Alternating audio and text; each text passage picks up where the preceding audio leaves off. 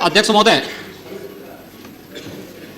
माननीय श्री मुलायम सिंह जी ने अभी जो बात यहाँ पर कही है, और मुझे अच्छा लगा कि लालू जी आज उनका समर्थन कर रहे हैं। प्रधानमंत्री के लिए भले उन्होंने समर्थन न किया हो, लेकिन आज समर्थन कर रहे हैं, पता नहीं किस बात के लिए। लेकिन मैं आपके माध्यम से पूरे सदन का ध्यान आकर्षित करना चाहता हूं उन मुद्दों की ओर जो आज भी सदन की मर्यादा के विरुद्ध यहां पर बातें हो रही हैं और किस प्रकार से गुमराह किया जा रहा पूरे देश को। अयोध्या में 3 प्रकार की परिक्रमाएं होती हैं, पंचकोसी, 14 कोसी और 84 कोसी।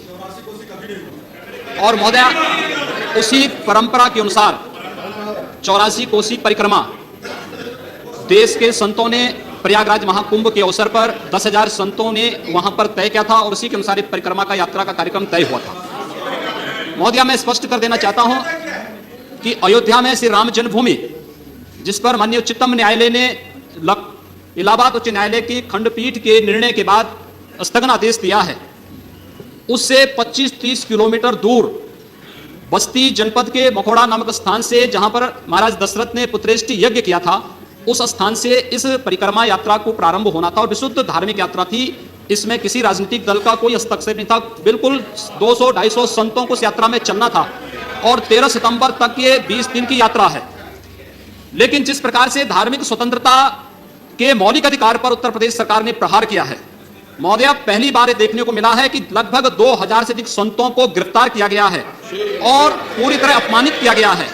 यहां तक कि अयोध्या जी में सरयू जी का स्नान करने वाले जो संत ऐसे हैं जो केवल सरयू जी का स्नान करते हैं, उसी का जल का ग्रहण करते हैं, उन्हें वहां सरयू जी का पूजन नहीं करने दिया गया, स्नान नहीं करने दिया गया, जबरन उठा करके बंद कर दिया गया, उन पर लाठियां चलाई गई हैं, पूरी तरीके से अपमानित करके। सबसे पहले तो सरकार ने हमारे संवैधानिक और मौलिक अधिकारों का हनन किया है।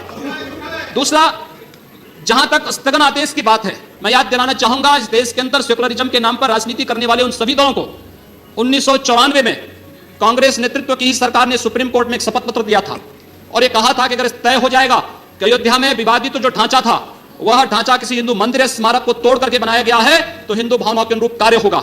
आखिर यह साबित हो चुका है।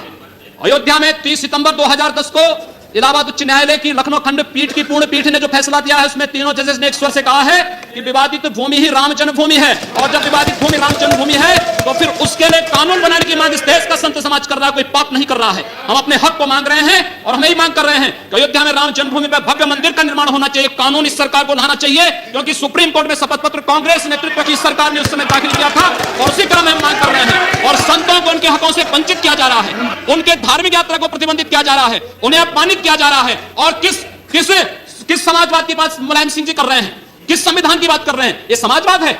स्वयं राष्ट्रीय अध्यक्ष हैं, इनके 2 भाई महासचिव हैं, इनका पुत्र प्रदेश अध्यक्ष है। कौन से समाजवाद की बात करते हैं? परिवारवाद की बात करते हैं। बेवकूफ बना रहे हैं देश को, वे केवल देश को बेवकूफ बनाने का कार्य कर रहे हैं और बेवकूफ बना करके समाजवाद के नाम पर समाज को बेवकूफ बना करके सेकुलरिज्म की धज्जियां उड़ा रहे हैं। 30 दंगे उत्तर प्रदेश के अंदर हो चुके हैं।